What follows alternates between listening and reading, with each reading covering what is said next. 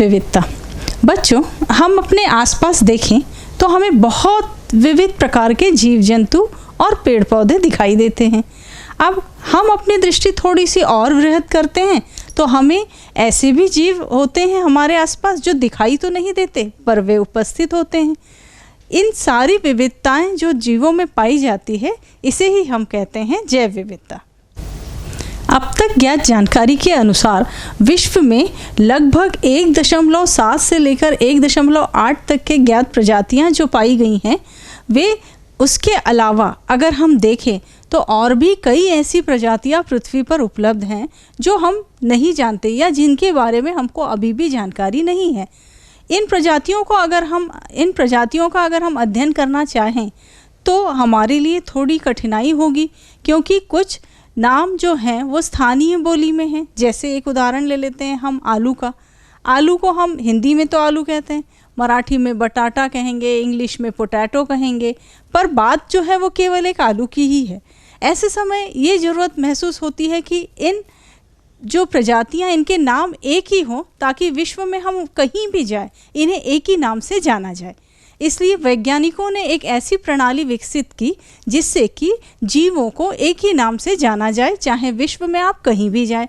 तो इस प्रणाली में कैरोलस लिनियस का बहुत बड़ा योगदान था। उन्होंने यहाँ पर द्विनाम पद्धति का विकास किया था जिसको हम आज भी पढ़ रहे हैं।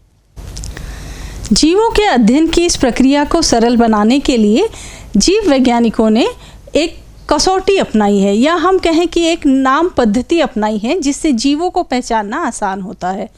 इसमें कुछ नियम हैं जिन्हें फॉलो करना होता है। अगर हम पादप की बात करते हैं, पेड़ पौधों की बात करते हैं, तो वहाँ पर ICBN international code of botanical nomenclature, और अगर हम जीव जंतुओं की बात करते हैं तो उसमें ICZN international code of zoological nomenclature में जो नियम हैं उन्हें हमें फॉलो करना होता है। कैरोलस लिनियस ने जो पद्धति दी थी द्विनाम पद्धति, उसमें उन्होंने 2 नाम में किसी वैज्ञानिक नाम को समाहित किया था। जैसे हम कहें कि ह्यूमन या मनुष्य, अपना ही हम उदाहरण लेते हैं तो हमारा वैज्ञानिक नाम क्या है? होमो सेपियंस।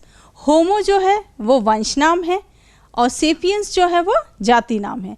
हम इसके कुछ नियम हैं, जब इसे लिखते हैं तो वो नियम क्या हैं जो हमें फॉलो करने हैं, उसको हम अभी देखते हैं।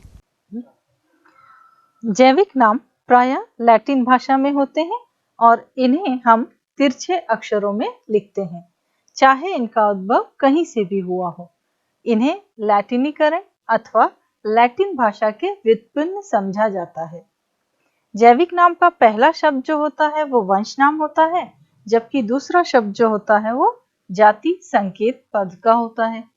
जैविक नाम को जब हम हाथ से लिखते हैं तो दोनों शब्दों को अलग अलग रेखांकित करते हैं, अथवा छपाई में अगर ये लिखा है तो ये तिरछा लिखना चाहिए। यह रेखांकन उनके लैटिन उद्भव को दिखाता है। पहला अक्षर वंश नाम को बताता है जो बड़े अक्षर में होना चाहिए, जबकि जाति संकेत पद जो है वो छोटा अक्षर होना चाहिए। एक उदाहरण लेते हैं हम मैंजीफेरा इंडिका का। इसमें हम मैंजीफेरा का M जो होगा वो इंग्लिश के कैपिटल M में लिखेंगे और इंडिका जो है उसे इंग्लिश के स्मॉल I लेटर में लिखेंगे। कभी कभी आपने मैंजीफेरा इंडिका और ब्रैकेट में लिन इस तरह लिखा देखा होगा।